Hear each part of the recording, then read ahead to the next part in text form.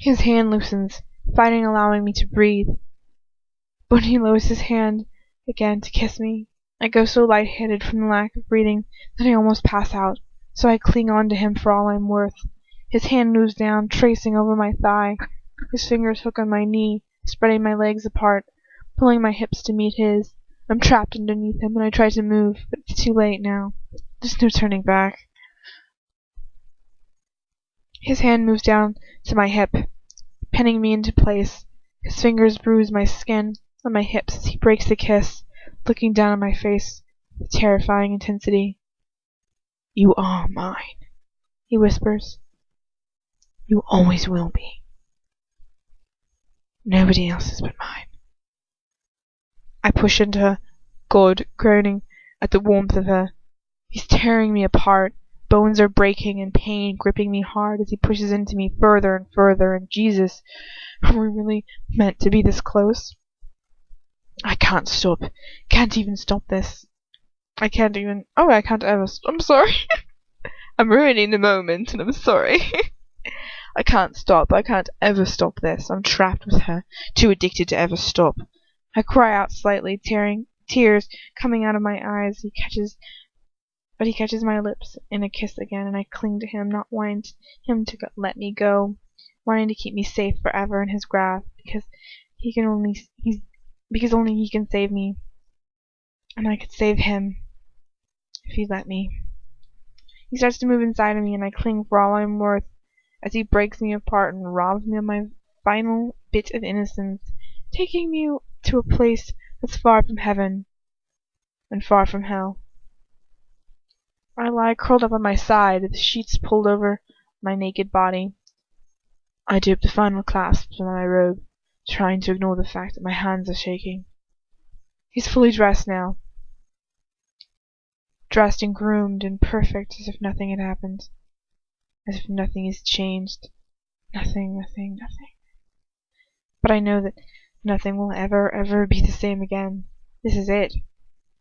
How can things be the same after I've seen the look in his eyes as he... I walk over to the door, still not slated, though I've had what I've wanted for so long. As he reaches it, he pauses again. What have I done to myself?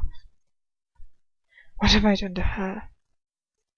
He looks at me for a moment, his eyes clouded over with darkness. He just stares at me for what seems like a lifetime. She pulls her bed sheets. Losing it at the end. Losing it! She pulls her bed sheets tighter around her body, defensive even now after what just happened. I feel like I should say something. But what could I say? What can I ever say to him again? There are tear tracks running.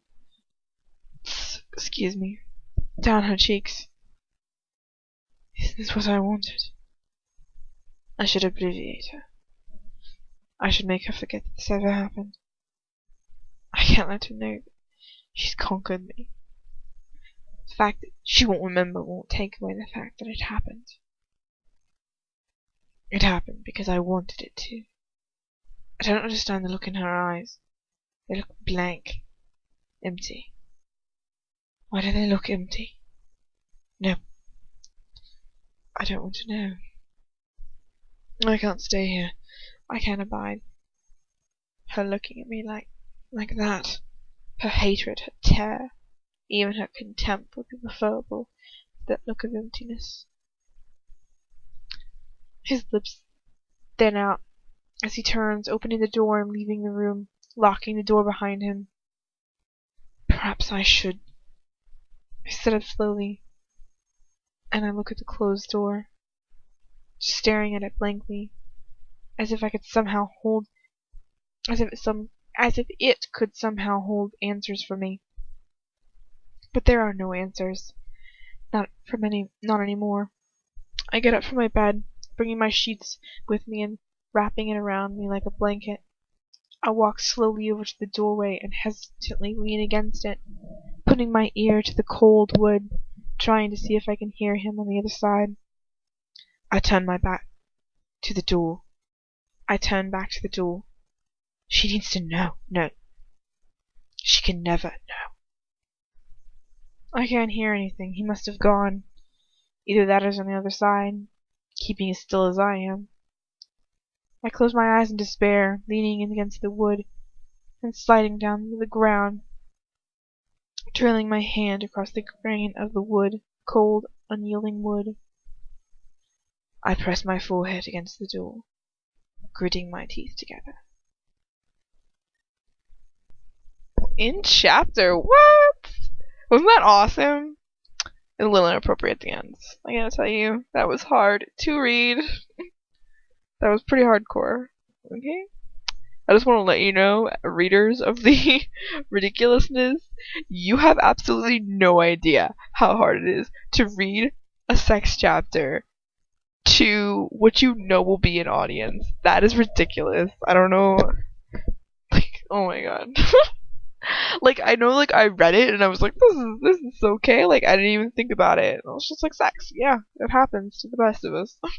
But, I mean, reading it, knowing that other people are going to hear you reading it is ridiculously difficult to do somehow. I don't know. You try to read something and then with the forethought to send it to someone.